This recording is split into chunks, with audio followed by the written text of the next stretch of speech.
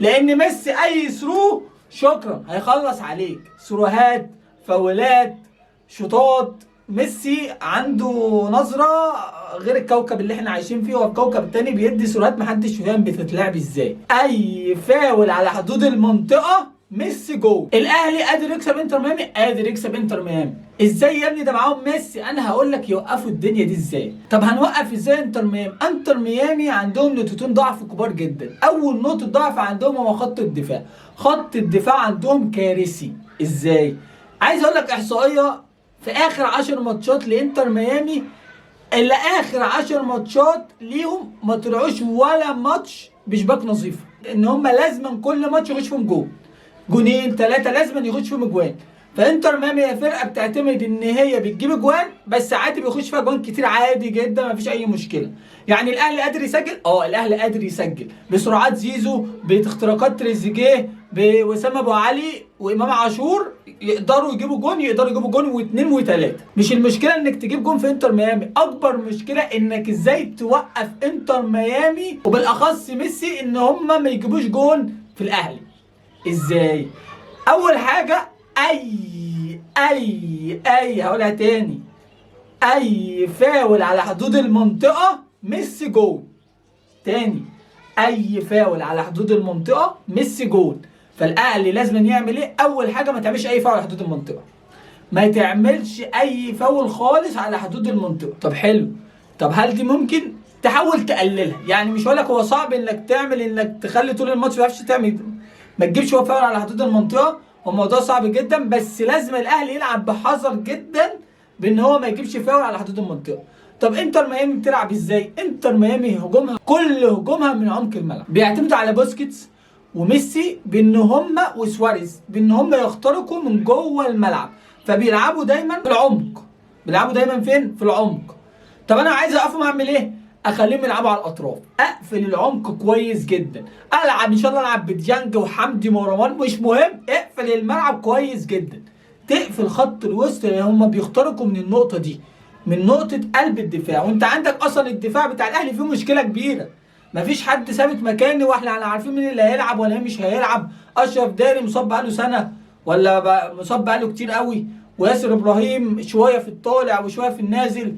العش انا مش عارفه ده قلب دفاع ولا باك شمال، وبيكام لسه جاي الفرقه جديد. ففي مشكله كبيره عندنا في خط الدفاع، ما انت لازم تامنهم بخط الوسط، ده موضوع مفروغ منه. تلعب ازاي؟ نخلي اللعب دايما يلعبوا على الاجنحه. الاجنحه بتاعتهم فيها مشكله، ما بيعرفوش. اضعف حلقه هجوم لانتر ميامي هم الاجنحه. دايما اقفل العمق وسيبهم يلعبوا على الاجنحه، مفيش مشكله، اجري يا عم على الجناح، اجري على الجناح، بس ما تخرجش يخشوا من العمق.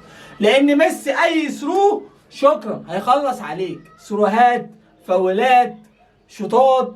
ميسي عنده نظره غير الكوكب اللي احنا عايشين فيه، هو الكوكب التاني بيدي ثروهات محدش فاهم بتتلعب ازاي. دي نقطه مهمه جدا لازم نخلي بالنا. لازم لما يجي يلعب انتر ميامي يركز جدا جدا جدا بان هم فرقه كلها مش عواجيز، مش زي السوشيال ميديا والناس كلها بتقول ده فرقه عواجيز، ميسي وسواريز وبوسكيتس والناس كلها معديه ال 35. مفيش منه الكلام ده. ده هم 3 4 لعيبه اللي معديين السن ده، باقي اللعيبه كلها صغيرين في السن.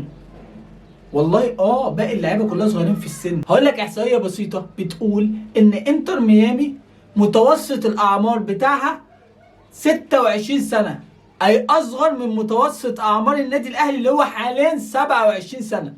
يعني تخيل متوسط اعمار انتر ميامي اصغر من الاهلي، فانت ازاي تقول لي فرقه عواجيز؟ مش فرقه عواجيز، هم في 3 4 كبار بس الباقي كله صغيرين مطعمين بالشباب، بياخدوا الخبرات ويقدروا يجروا في الملعب.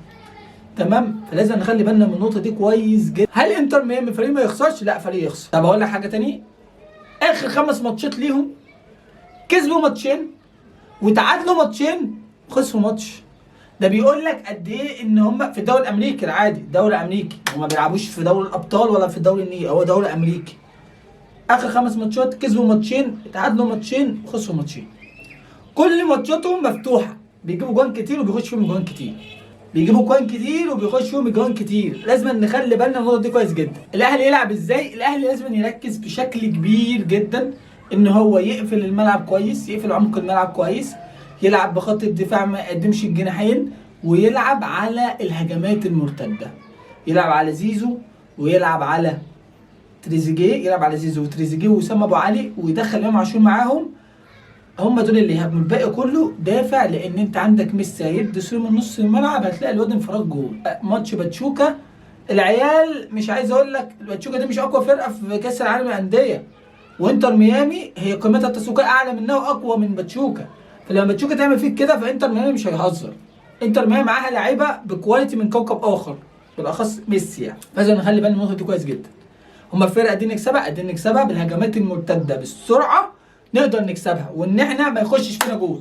اهم حاجه عشان المجموعه اللي معاك انت بالمرص هي اقوى من بورتو واقوى من انتر ميامي. الفرق البرازيليه فرق تقيله جدا، قوه بدنيه، عندهم لعيبه بتروح اكبر الانديه في العالم. فلازم تطلع من انتر ميامي، من ماتش انتر ميامي، لا اما بالتعادل لا اما ما تخسرش. تكسب لا تعادل، ما تخسرش. اهم حاجه ما تطلعش خسران عشان تقدر تكمل على كده. لسه معاك ماتشين تاني. اما تطلع من انتر ميامي خسران انت كده مضطر انك تكسب بالمرص وتتعادل مع مورتا وتتعادل مع بيرس، تكسب مورتا، الموضوع هتخش في حزب بقى بيرما زي احنا ما متعودين. لازم نخلي بالنا من النقطه دي كويس جدا جدا جدا. دي اهم حاجه لازم نخلي بالنا منها. اكتب تحت في الكومنت هل شايف ان الاهلي يقدر يكسب انتر ميامي ولا انتر ميامي فرقه تقيله والاهلي مش عارف يكسبها. اكتب تحت في الكومنت. سلام.